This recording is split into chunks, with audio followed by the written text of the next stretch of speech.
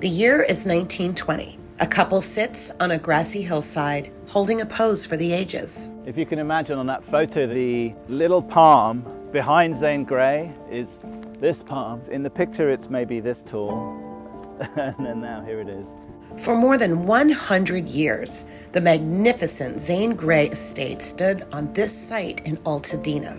In those days, Grey was the city's most famous celebrity, a writer whose novels about the West became early Hollywood classics. Honestly, we would pinch ourselves regularly that we were able to live in a house like this, and we really viewed ourselves as not necessarily owners, but stewards of something really special.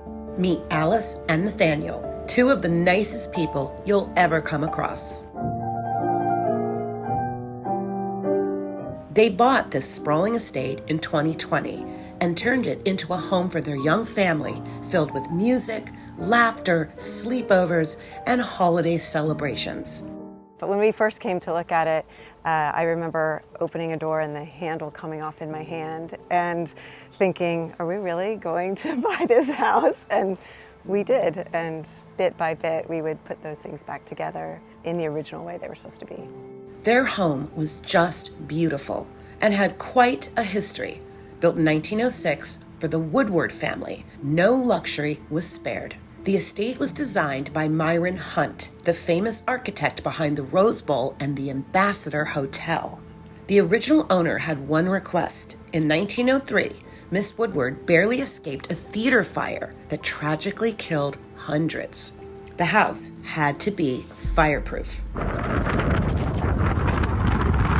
I'm going to need 20 immediate engines and 10 strike teams. If we can get resources rolling here, that's what I need right now. We evacuated at about 10:30, and then we had a text from our neighbor at about 4 a.m. saying, your house is on fire.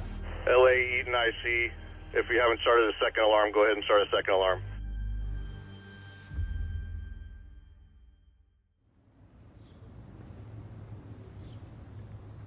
The first area to catch was the east wing, and that the fire just basically laddered its way all the way through here. There were eaves around the house, so likely it was the fire got in under the eaves, and at that point the timbers catch and there's nothing you can really do. The roof caved in across the entire property. Watch your step. And then this was our kitchen where we spent a lot of our time cooking and eating.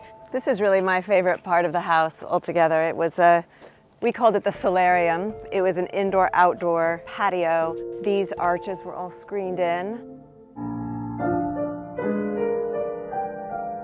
Here's the remnants of our piano. This is a piano that I played as a child. This was a 1909 Steinway that belonged to my parents. It fit beautifully with the 1907 house. We had a lot of family moments, breakfast, lunch, dinner, and tea time here. But yeah, this was a really special room. This is what's left of the East Wing. If these walls could talk, they'd tell the story of Zane Grey. Rich and famous, he wrote many of his 90 novels in this room. That's his handprint on the front of the fireplace. Zane Grey came in and I think was enamored with the West and the romance of the West, and so he added a layer of kind of Mediterranean tile, and the interior decor changed to become a lot more Western in theme and vibe. Grey was quite a character posing for these photos on the deck outside his studio, apparently using an exercise machine to train for his favorite hobby, deep sea fishing. We didn't want to make any changes that were really out of step with the character and the feel of the house. We did put a pool in the backyard, and we spent a lot of time talking about how modern should it look. Oh man. Yeah, so this is the new deck. They just completed this entire deck and the pool. Elizabeth and Chris were the architects who designed that pool. They're back visiting the site for the first time since the fires. We'd finished the pool and the spa. We've designed the pool house, which was going to be another phase. Oh my God, it looks like the paint went away, but the outline of him is still there. His book illustrator, she stenciled on the walls figures from Native American mythology. All the dye has been sort of incinerated. There is something ghostly about the ruins of Zane Grey. Those fireproof concrete walls survived, but only as stubborn reminders of what once was. and what can never be again. Technically, we'd have to have these walls tested. They're probably not safe anyway. The rebar will have softened, the compressive strength of the concrete will be much less than it was, so it's probably a do-over just on a technicality, unfortunately. This is a huge loss for us personally, but actually for the city of Altadena and for the broader community. It's hard to see it still standing and looking like that and knowing that it's probably not going to be for much longer. You can't gloss over it. We're feeling it. It's not Disneyifying it in terms of creating something that would be exactly like what was there before, because you really can't do that. We've lost so much. Here in Altadena, blocks of less well-known but equally important homes are gone. So are other historic landmarks. It is like pulling the rug out from under so many people, and everything that anchors them is missing now. Angelenos are survivors.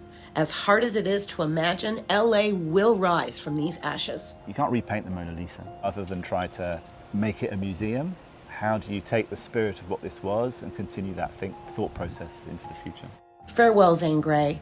We will continue to honor you and all that we've lost and celebrate what we still have.